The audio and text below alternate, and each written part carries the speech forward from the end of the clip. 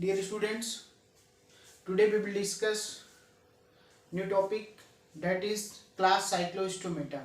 Dear students, आज के इस टॉपिक में हम बात करेंगे क्लास साइक्लोस्टोमेटा में that is NCERT class 11th chapter 4 animal kingdom phylum chordata के क्लास साइक्लोस्टोमेटा की बात करेंगे. So now will start class cyclostomata. Class cyclostomata. Dear student, जो क्लास साइक्लोस्टोमेटा होते हैं इनके जितने भी लिविंग ऑर्गेनिज्म होते हैं, यानी जितने भी साइक्लोस्टोम्स होते हैं वो सभी माइराइन होते हैं. ठीक है, तो आप कह सकते हैं कि इसके जो साइक्लोस्टोम्स होते हैं वो सभी कैसे होते हैं, माइराइन होते हैं. इसके जो साइक्लोस्टोम्स होते हैं डियर स्टूडेंट्स, इस क्लास में जितने भी लिविंग ऑर्गेनिज्म होते हैं, जितने भी साइक्लोस्टोम्स होते हैं वो सभी माइराइनी नेचर्स के होते हैं. ठीक है, इनकी जो ये मेनली इक्टोपैरासाइट्स को शो करते हैं. ठीक है, ये इक्टोपैरासाइट्स को शो करते हैं, ये इक्टोपैरासाइट्स को शो करते हैं ऑन सम फिशेस पर, कुछ फिशेस पर, ऑन सम फिशेस, कुछ फिशेस पे ये इक्टोपैरासाइट नेचर्स को शो करते हैं. डियर स्टूडेंट्स, जो इसकी बॉडी होती है वो इलोंगेटेड होती है. इसकी जो बॉडी होती है that is elongated in natures की होती है, और body bearing 6 to 15 pair of gill slits. और आप कह सकते हो इसकी जो बॉडी होती है that is bearing 6 to 15 pairs of gill slits. ठीक है ना, इसकी बॉडी बियरिंग जो होती है 6 to 15 pair of gill slits. That gill slits are responsible for respiration. ये गिल स्लिट्स जो होते हैं, that gill slits are responsible for respiration. ठीक है ना, एक इसके लिए रिस्पॉन्सिबल होते हैं, रिस्पिरेशन के लिए. एक गिल स्लिट्स जो इसके अंदर पाए जाते हैं यह रिस्पॉन्सिबल होते हैं रिस्पिरेशन के लिए. सो हम आगे बात करते हैं. यहाँ पे इसका जो माउथ पार्ट होता है that is sucking and circular without jaw. इसका जो माउथ होता है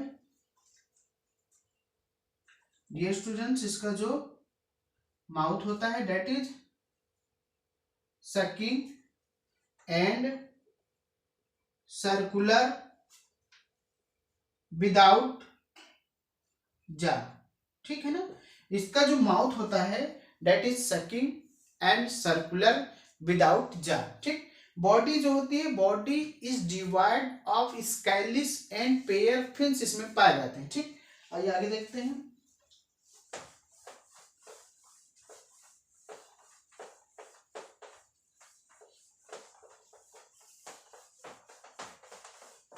डियर स्टूडेंट्स, जो इसकी बॉडी होती है डिवाइड होती है, तो आप कह सकते हैं body is divide,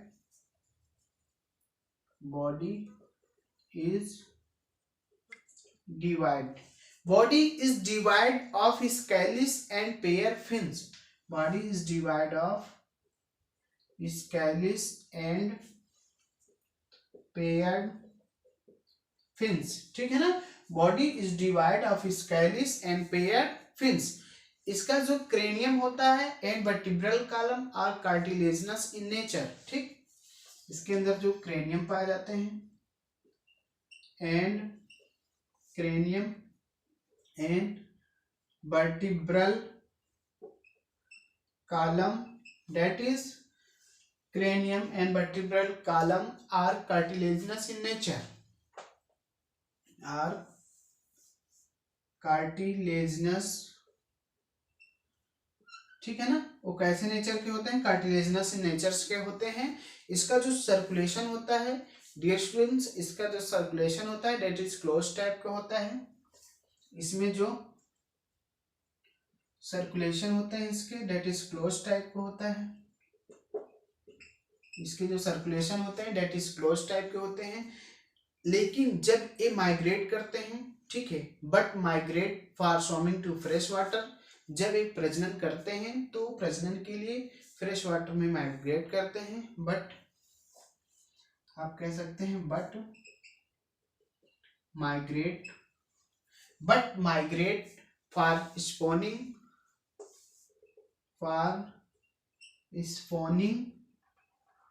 to fresh water, मतलब स्पॉनिंग टू फ्रेश वाटर, प्रजनन के लिए फ्रेश वाटर में माइग्रेट करते हैं। आफ्टर स्पॉनिंग के बाद, आप कह सकते हैं आफ्टर स्पॉनिंग के बाद, आफ्टर स्पॉनिंग के बाद within a few days they die, ठीक, within few days they die, spawning के कुछ ही दिन बाद ये मर जाते हैं, स्पॉनिंग प्रजनन के कुछ ही दिन बाद ये मर जाते हैं। दियर लार्वी, इनके लार्वा जो होते हैं, आफ्टर मेटामॉर्फोसिस के बाद रिटर्न टू द ओशियन में रिटर्न कर जाते हैं, ठीक है। तो यहाँ पे देख लेते हैं, दियर लार्वी आफ्टर मेटामॉर्फोसिस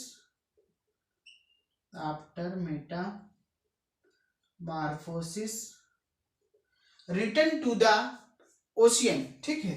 कहां पे रिटर्न कर जाते हैं? Return to the ocean, dear students, यहाँ पे हमने बात किया कि इसकी जो बॉडी होती है that is scaleless and pair fins होती हैं। Cranium and vertebral column are cartilaginous in natures के होते हैं। इसका जो सर्कुलेशन होता है डेट इज क्लोज टाइप का होता है, but migrate for spawning to fresh water, ये स्पॉनिंग के लिए, प्रजनन के लिए फ्रेश वाटर में मूव करते हैं, ठीक। आफ्टर स्पॉनिंग, प्रजनन के बाद within a few days they die, कुछ ही दिनों के बाद ये मर जाते हैं। दियर लार्वी, इनके लार्वी आफ्टर मेटामॉर्फोसिस के बाद रिटर्न टू द ओशियन में रिटर्न कर जाते हैं, ठीक है ना। देन हम इसके एग्जांपल्स की बात करते हैं।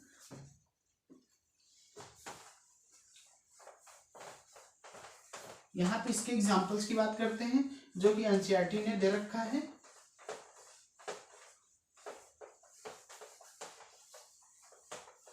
इसके इंपॉर्टेंट एग्जांपल्स हैं पेट्रोमाइजन, इसके एग्जांपल्स जो हैं वो हैं पेट्रोमाइजन को डियर स्टूडेंट्स हम लोग बोलते हैं लैम्प्रे, ठीक है, डेट इज लैम्प्रे, ठीक है। और उसके बाद इसमें मैगजीन पाया जाता है, मैगजीन को हम लोग बोलते हैं हैगफिश, इसको हम लोग बोलते हैं हैगफिश। डियर स्टूडेंट्स, हमने बात किया यहाँ पे क्लास साइक्लोस्टोमेटा की। इसमें हमने देखा कि क्लास साइक्लोस्टोमेटा के जो साइक्लोस्टोम्स होते हैं वो मैराइन इन नेचर्स के होते हैं। ये एक्टोपैरासाइट्स को भी शो करते हैं कुछ फिशेस पे, ठीक है। इनका जो बॉडी होता है वो इलांगेटेड होता है, body bearing 6 to 15 pairs of gill slits इसमें पाए जाते हैं। यही गिल स्लिट्स जो होते हैं रिस्पॉन्सिबल होते हैं रिस्पिरेशन के लिए। इसका जो माउथ होता है sucking and circular without jawing natures का होता है।